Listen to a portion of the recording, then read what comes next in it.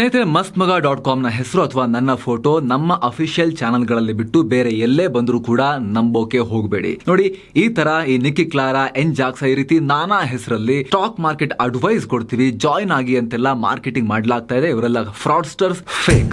ಇವ್ರದ್ದು ಯಾವ್ದು ಕೂಡ ಅಡ್ರೆಸ್ ಇಲ್ಲ, ಗೊತ್ತು ಗುರಿ ಇಲ್ಲ. ಸ್ನೇಹಿತರೆ, ನನ್ನ ಫೋಟೋ ಅಥವಾ mastmaga.com ಹೆಸರು ಅಫಿಷಿಯಲ್ ಚಾನೆಲ್ಸ್ ಅಲ್ಲಿ ಬಿಟ್ಟು ನಮ್ಮ ಯೂಟ್ಯೂಬ್ ಚಾನಲ್, ಇನ್ಸ್ಟಾಗ್ರಾಮ್ ಐಡಿ ಮತ್ತು ಫೇಸ್ಬುಕ್ ಪೇಜ್ ಬಿಟ್ಟು ಬೇರೆ ಎಲ್ಲೇ ಬಂದರೂ ಕೂಡ, ಬೇರೆ ಯಾವುದೇ ಹೆಸರಲ್ಲಿ ಬಂದರೂ ಕೂಡ ನಂಬೋಕ್ ಹೋಗಬೇಡಿ. ಕೂಡಲೇ ಅದನ್ನ ಅಲ್ಲಿ ರಿಪೋರ್ಟ್ ಮಾಡಿ, ಜೊತೆಗೆ ಯಾವುದೇ ಕಾರಣಕ್ಕೂ ಅವುಗಳ ಮೇಲೆ ಕ್ಲಿಕ್ ಮಾಡಿ ಅವರಿಗೆ ರೆಸ್ಪಾಂಡ್ ಮಾಡೋಕೆ ಹೋಗಬೇಡಿ.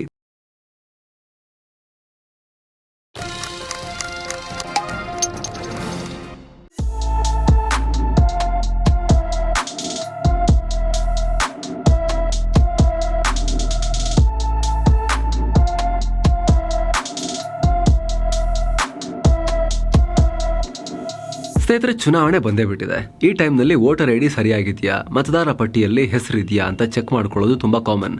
ಹಿಂದೆ ಎಲ್ಲ ಈ ರೀತಿ ವೋಟರ್ ಲಿಸ್ಟ್ ಅಲ್ಲಿ ಹೆಸರಿಲ್ಲ ಅಂದ್ರೆ ತಾಲೂಕ್ ಕೇಂದ್ರಗಳಿಗೆ ಹೋಗ್ಬೇಕಾಗ್ತಿತ್ತು. ಆದ್ರೆ ಈಗ ಕಾಲ ಬದಲಾಗಿದೆ. ಫುಲ್ ನೀವು ಮನೇಲೇ ಕೂತು ಆಟೋ ಕರೆದ ಹಾಗೆ, ಕ್ಯಾಬ್ ಬುಕ್ ಮಾಡಿದ ಹಾಗೆ, ಊಟ ಆರ್ಡರ್ ಮಾಡೋದಷ್ಟೇ ಈಸಿಯಾಗಿ ಮೊಬೈಲ್ ತೆಗೆದು ವೋಟರ್ ಐಡಿ ಸಂಬಂಧಪಟ್ಟ ಕೆಲಸಗಳನ್ನ ಮಾಡ್ಕೋಬಹುದು. ಅದು ಹೇಗೆ ಅಂತ ನೋಡೋಕು ಮುನ್ನ ವೋಟಿಂಗ್ ಮಾಡೋಕೆ ಯಾರ್ಯಾರು ಅರ್ಹರು ಅಂತ ಕ್ವಿಕ್ ಆಗಿ ನೋಡ್ಬಿಡೋಣ. mastmaga.com ಗೆ ಸ್ವಾಗತ. ನಾನು ಅಮರ್ ಪ್ರಸಾದ್. ಯಾರು ವೋಟ್ ಮಾಡೋಕೆ ಅರ್ಹರು?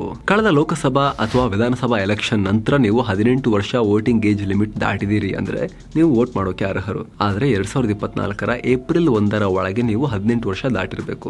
ಆ ನಂತರ ಅಂದ್ರೆ ಕಳೆದ 10 ದಿನದಲ್ಲಿ ನೀವು 18+ ಆಗಿದ್ರೆ ನಿಮಗೆ ಈ ಸಲ ವೋಟ್ ಮಾಡಕ್ಕೆ ಅವಕಾಶ ಇರಲ್ಲ. ಆಯ್ತು, ವೋಟ್ ಮಾಡಕ್ಕೆ ಎಲಿಜಿಬಲ್ ಆದ ತಕ್ಷಣ ವೋಟ್ ಮಾಡ್ಬೋದಾ?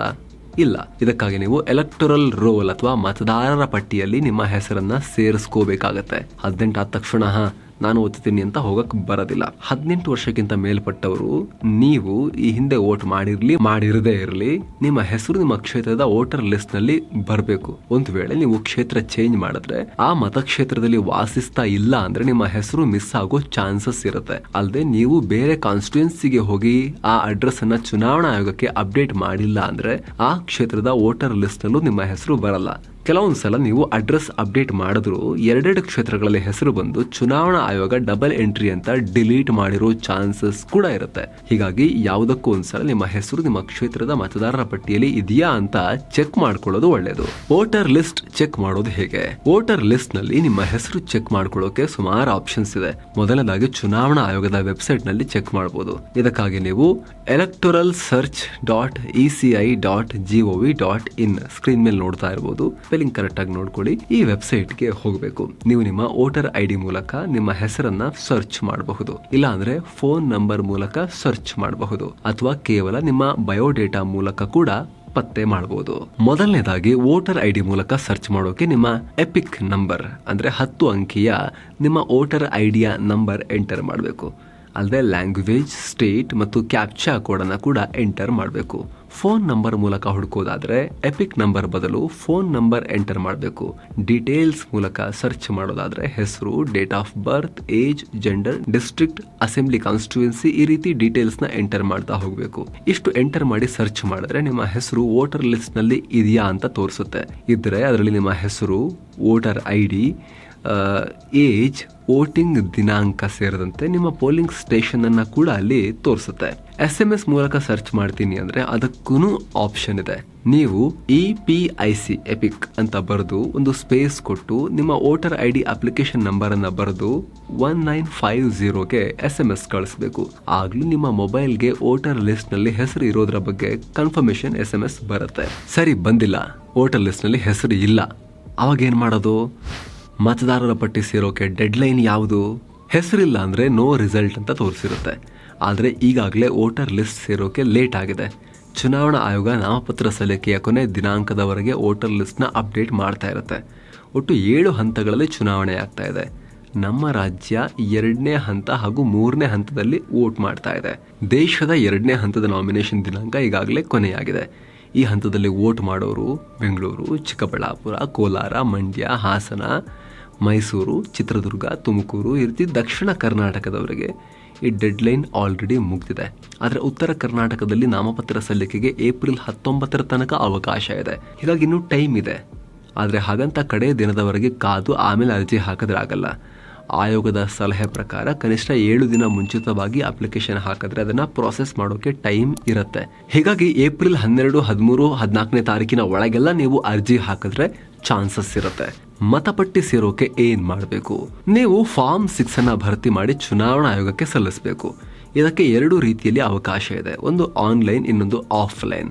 ಆಫ್ಲೈನ್ ಬಗ್ಗೆ ನೋಡೋಣ. ಮೊದಲಿಗೆ ಸಾಮಾನ್ಯವಾಗಿ ಗ್ರಾಮೀಣ ಭಾಗಗಳಲ್ಲಿ ಅಂಗನವಾಡಿ ಕಾರ್ಯಕರ್ತೆಯರು ಈ ವೋಟರ್ ಐಡಿ ಮಾಡಿಸೋ ಜವಾಬ್ದಾರಿ ತಗೊಂಡಿರ್ತಾರೆ. ಆದರೆ ಎಲ್ಲ ಕಡೆ ಹೀಗೆ ಇರಲ್ಲ. ಸೊ ಅಂತವ್ರು ಏನು ಮಾಡಬೇಕು ಅಂದರೆ ಮೊದಲಿಗೆ ಫಾರ್ಮ್ 6 ಅನ್ನ ಕಲೆಕ್ಟ್ ಮಾಡ್ಕೋಬೇಕು. ಎಲೆಕ್ಟ್ರಲ್ ರಿಜಿಸ್ಟ್ರೇಷನ್ ಆಫೀಸರ್ ಅಥವಾ ERO ಇದನ್ನು ಇಶ್ಯೂ ಮಾಡ್ತಾರೆ. ಅಥವಾ ಬೂತ್ ಲೆವೆಲ್ ಆಫೀಸರ್ ಇರ್ತಾರೆ, BLO ಅಂತ, ಅವರ ಹತ್ರ ಕೂಡ ಈ ಫಾರ್ಮ್ ಕಲೆಕ್ಟ್ ಮಾಡ್ಕೋಬೋದು. ಆನ್ಲೈನಲ್ಲೂ ಸಿಗುತ್ತೆ, ಅದನ್ನು ಡೌನ್ಲೋಡ್ ಮಾಡಿಕೊಂಡು ಪ್ರಿಂಟ್ ತೆಗಿಬೋದು. ಇದಾದಮೇಲೆ ಮುಂದಿನ ಸ್ಟೆಪ್ನಲ್ಲಿ ಇದನ್ನು ಫಿಲ್ ಮಾಡಬೇಕು. ಚಿತ್ರದಲ್ಲಿ ನೋಡ್ತಾ ಇದ್ದೀರಲ್ಲ, ಈ ರೀತಿ ಇರುತ್ತೆ. ನಿಮ್ಮ ಹೆಸರು, ಊರು, ನಿಮ್ಮ ಭಾಷೆ, ರಾಜ್ಯ, ಸರ್ನೇಮ್ ಇದ್ದರೆ ಅದನ್ನು ಹಾಕಿ, ಮೊಬೈಲ್ ನಂಬರ್, ನಿಮ್ಮ ಶಿಕ್ಷಣ, ಹುಟ್ಟಿದ ದಿನಾಂಕ, ಹೀಗೆ ನಿಮ್ಮ ಡೀಟೇಲ್ಸ್ ಕೊಡಬೇಕಾಗತ್ತೆ. ಇದನ್ನು ಫಿಲ್ ಮಾಡಿದ ಮೇಲೆ ಇದರ ಜೊತೆಗೆ ಇನ್ನೂ ಒಂದಷ್ಟು ಡಾಕ್ಯುಮೆಂಟ್ಸ್ ಬೇಕಾಗುತ್ತೆ. ಒಂದು ಪಾಸ್ಪೋರ್ಟ್ ಸೈಜ್ ಕಲರ್ ಫೋಟೋ ಬೇಕಾಗುತ್ತೆ. ಇದರ ಜೊತೆಗೆ ನಿಮ್ಮ ವಯಸ್ಸು ಹಾಗೂ ನಿಮ್ಮ ವಾಸಸ್ಥಳಕ್ಕೆ ಸಂಬಂಧಪಟ್ಟಂತೆ ದಾಖಲೆಗಳು ಬೇಕಾಗುತ್ತೆ. ಉದಾಹರಣೆಗೆ ವಯಸ್ಸು ಅಂತ ಬಂದಾಗ Aadhaar card, school marks card, bank passbook, ಇದರಲ್ಲಿ ಯಾವುದಾದ್ರೂ ಬೇಕಾಗತ್ತೆ. ಆನ್ಲೈನಲ್ಲಿ ಮಾಡ್ತೀನಿ ಅಂದರೆ voters.eci.gov.in ಅಂತ ಎಲೆಕ್ಷನ್ ಕಮಿಷನ್ ವೆಬ್ಸೈಟ್ ಇದೆ. ಅಲ್ಲಿ ಈ ಫಾರ್ಮ್ 6 ಸಿಗುತ್ತೆ. ಅಲ್ಲೂ ಕೂಡ ನೀವು ನಿಮ್ಮ ಈ ಫಾರ್ಮ್ 6 ತಗೊಂಡು ಫಿಲ್ ಮಾಡ್ಬೋದು. ಆಫ್ಲೈನ್ನವರು ಆದರೆ ಪೋಸ್ಟ್ ಮೂಲಕ ಸೆಂಡ್ ಮಾಡ್ಬೋದು. ಆನ್ಲೈನ್ ಆದರೆ ಅಲ್ಲೇ ಆನ್ಲೈನ್ ಮುಖಾಂತರವೂ ಸಬ್ಮಿಟ್ ಮಾಡ್ಬೋದು. ಇದಾದಮೇಲೆ ನೀವು ಕಳಿಸಿದ ದಾಖಲೆಯ ವೆರಿಫಿಕೇಷನ್ ನಡೆಯುತ್ತೆ. ನಿಮ್ಮ ದಾಖಲೆಗಳನ್ನು ಚುನಾವಣಾ ಅಧಿಕಾರಿಗಳು ಪರಿಶೀಲನೆ ಮಾಡಿದ ನಂತರ ನಿಮ್ಮ ಎಲ್ಲ ಮಾಹಿತಿ ಕರೆಕ್ಟ್ ಆಗಿದ್ರೆ ನಿಮಗೆ ID ಕಾರ್ಡ್ ಇಶ್ಯೂ ಮಾಡ್ತಾರೆ. ಅದನ್ನು ಎಪಿಕ್ ಅಂತಾರೆ. ಫುಲ್ ಫಾರ್ಮ್ ಏನು ಅಂದರೆ ಎಲೆಕ್ಟರ್ಸ್ ಫೋಟೋ ಐಡೆಂಟಿಟಿ ಕಾರ್ಡ್ ಅಂತ. ಇದನ್ನು ಅವರಾಗಿ ಬಂದು ನಿಮಗೆ ಕೊಡ್ತಾರೆ ಅಥವಾ ಆಫೀಸಿಂದ ನಿಮಗೆ ಕಾಲ್ ಬರುತ್ತೆ, ನೀವೇ ಹೋಗಿ ಕಲೆಕ್ಟ್ ಮಾಡ್ಕೋಬೋದು. ಅಲ್ಲಿಗೆ ನಿಮ್ಮ ವೋಟರ್ ಐಡೆಂಟಿಟಿ ಕಾರ್ಡ್ ಪಡೆಯೋ ಕೆಲಸ ಕಂಪ್ಲೀಟ್ ಆಗುತ್ತೆ. ತೊಂದರೆ ಆದರೆ ಏನು ಮಾಡೋದು? ಓಕೆ, ಎಲ್ಲ ಕೊಟ್ಟಿರ್ತೀನಿ, ನನಗೆ ವೋಟರ್ ಐಡಿಯಲ್ಲಿ ಸಮಸ್ಯೆ ಆಗಿದೆ, ಅಥವಾ ಎಲೆಕ್ಟ್ರಲ್ ರೋಲ್ನಲ್ಲಿ ಹೆಸರು ಬಂದಿಲ್ಲ, ಅಥವಾ ಒಂದು ಕ್ಷೇತ್ರದಿಂದ ಇನ್ನೊಂದು ಕ್ಷೇತ್ರಕ್ಕೆ ನನ್ನ ಹೆಸರು ಚೇಂಜ್ ಮಾಡಿಸ್ಬೇಕು, ಆಗ ಏನು ಮಾಡೋದು? ಅಥವಾ ಯಾರೋ ಮೃತಪಟ್ಟಿದ್ದಾರೆ, ಅವರ ಹೆಸರನ್ನು ತೆಗೆಸಬೇಕು, ಅವಾಗ ಏನು ಮಾಡೋದು? ಈ ಪ್ರಶ್ನೆ ಮೂಡಬಹುದು. ಏನು ಮಾಡಬೇಡಿ, ಅದಕ್ಕೆ ಉತ್ತರ ಇದೆ ಫಾರ್ಮ್ ನಂಬರ್ 7. ಏನಿದು ಅಂತ ಹೇಳಿದ್ರೆ, ಒಂದು ವೇಳೆ ನೀವು ನಿಮ್ಮ ರೆಸಿಡೆನ್ಸ್ ಶಿಫ್ಟ್ ಮಾಡಿದ್ದಾಗ ಯಾರಾದರೂ ತೀರ್ ಹೋಗಿದ್ದಾರೆ ಆದರೂ ಅವರ ಹೆಸರು ಇದೆ ಅಂತ ಕಂಡು ಬಂದಾಗ, ಅಥವಾ ಬೇರೆ ಬೇರೆ ಕಾರಣಗಳಿಂದ ಮತದಾನ ಮಾಡೋಕೆ ಎಲಿಜಿಬಲ್ ಅಲ್ಲ ಅಂತ ಅಂದಾಗ ಈ ಫಾರ್ಮ್ ತುಂಬಿ ಕಳಿಸ್ಬೇಕು. ಎಲ್ಲಿ ಕಳಿಸ್ಬೇಕು? ERO ಅಂದರೆ ಎಲೆಕ್ಟೋರಲ್ ರಿಜಿಸ್ಟ್ರೇಷನ್ ಆಫೀಸರ್ಗೆ ಕಳಿಸ್ಬೋದು. ಅಥವಾ AERO ಅಂದರೆ assistant electoral registration officer of ಕಾನ್ಸ್ಟಿಟ್ಯೂಯೆನ್ಸಿಗೆ ಕಳಿಸ್ಬೋದು. ಅಥವಾ ಆನ್ಲೈನ್ನಲ್ಲೂ ಕೂಡ ಇದನ್ನು ಡೌನ್ಲೋಡ್ ಮಾಡಿ ಫಿಲ್ ಮಾಡಿ ಆಮೇಲೆ ಸ್ಕ್ಯಾನ್ ಮಾಡಿ ಸಬ್ಮಿಟ್ ಮಾಡ್ಬೋದು. ಫಾರ್ಮ್ ನಂಬರ್ 7 ಫಿಲ್ ಮಾಡೋದು ಹೇಗೆ? ಫಾರ್ಮ್ನಲ್ಲಿ ಯಾರ ಹೆಸರು ಡಿಲೀಟ್ ಆಗಿರುತ್ತೆ ಅಥವಾ ಹೊಸದಾಗಿ ಸೇರಿಸಬೇಕು, ಅಥವಾ ಯಾವ ವ್ಯಕ್ತಿಗೆ ಏನು ಸಮಸ್ಯೆ ಆಗಿದೆ ಅವರ ಡೀಟೇಲ್ಸ್ ಕೊಡಬೇಕು. ಉದಾಹರಣೆಗೆ ಯಾರೋ ಒಬ್ಬರು ಮೃತಪಟ್ಟಿರ್ತಾರೆ, ಅವರ ಹೆಸರನ್ನು ತೆಗೆಸಬೇಕು ಅಂತ ಇರುತ್ತೆ. ಆಗ ಅವರ ಹೆಸರು, ಅವರ ಅಡ್ರೆಸ್ ಎಲ್ಲ ಕೊಡಬೇಕು. ಆಮೇಲೆ ನಿಮ್ಮ ಅಂದರೆ ಅರ್ಜಿ ಸಲ್ಲಿಸಿರುವವರ ಡೀಟೇಲ್ಸ್ ಕೊಡಬೇಕು. ಫಾರ್ಮ್ ನಂಬರ್ 7ನಲ್ಲಿ ನಿಮಗೆ ಆಗಿರೋ ತೊಂದರೆ ಏನು, ನಿಮ್ಮ ಅಬ್ಜೆಕ್ಷನ್ ಏನು, ಎಲ್ಲವನ್ನ ಕರೆಕ್ಟಾಗಿ ಮೆನ್ಷನ್ ಮಾಡಬೇಕು. ಜೊತೆಗೆ ಎಲ್ಲ ದಾಖಲೆ ಸರಿಯಾಗಿ ಸಬ್ಮಿಟ್ ಮಾಡಿದ್ದೀನಿ ಅಂತ ನೀವು ಅದನ್ನು ದೃಢೀಕರಿಸಬೇಕು. ಅದಾದಮೇಲೆ ಆಯೋಗದವರು ನಿಮಗಾಗಿರೋ ಸಮಸ್ಯೆಯನ್ನು ಸರಿ ಮಾಡ್ತಾರೆ. ನೀವು ವೋಟರ್ ಐಡಿ ತಗೊಂಡು ವೋಟ್ ಹಾಕಬಹುದು. ನಾವಿರೋ ಸ್ಥಳದಿಂದಲೇ ವೋಟ್ ಮಾಡಬಹುದಾ? ವೋಟ್ನ ಟ್ರಾನ್ಸ್ಫರ್ ಮಾಡಬಹುದಾ? ಸ್ನೇಹಿತರೆ, ಈ ರೀತಿ ನಾವಿರೋ ಸ್ಥಳದಿಂದಲೇ ವೋಟ್ ಮಾಡೋದಾದರೆ ಖಂಡಿತ ಭಾರತದ ವೋಟಿಂಗ್ ಪರ್ಸೆಂಟೇಜ್ ಜಾಸ್ತಿ ಆಗುತ್ತೆ. 2019 ಪಾರ್ಲಿಮೆಂಟ್ ಎಲೆಕ್ಷನಲ್ಲಿ ಸುಮಾರು 30 ಕೋಟಿ ಜನ ಅಂದರೆ ಒಟ್ಟಾರೆ ಮತದಾರರ 1/3 ಜನ ವೋಟ್ ಮಾಡಿಲ್ಲ. ಇದರಲ್ಲಿ ಬಹಳ ಜನ ತಮ್ಮ ವೋಟಿಂಗ್ ಇರೋ ಸ್ಥಳದಿಂದ ಬೇರೆ ಕಡೆ ಶಿಫ್ಟ್ ಆಗಿದ್ದಾರೆ. ಹೀಗಾಗಿ ಈ ರೀತಿ ಆಯಾ ಸ್ಥಳದಿಂದಲೇ ತಮ್ಮ ಕ್ಷೇತ್ರದ ಮತದಾನದಲ್ಲಿ ಭಾಗ ಆಗೋ ಹಾಗಿದ್ರೆ ಚೆನ್ನಾಗಿರ್ತಾ ಇತ್ತು. ಆ್ಯಕ್ಚುಲಿ ಚುನಾವಣಾ ಆಯೋಗ ಕೂಡ ಇದಕ್ಕಾಗಿ RVM ರಿಮೋಟ್ ವೋಟಿಂಗ್ ಮಷಿನ್ ಅನ್ನೋ ಕಲ್ಪನೆಯನ್ನು ತರೋಕೆ ಪ್ರಯತ್ನ ಪಟ್ಟಿತ್ತು. ಆದರೆ ಪ್ರತಿಪಕ್ಷಗಳು ಆಕ್ಷೇಪ ವ್ಯಕ್ತಪಡಿಸಿದ್ರಿಂದ ಹಿಂದೇಟು ಹಾಕಬೇಕಾಯಿತು.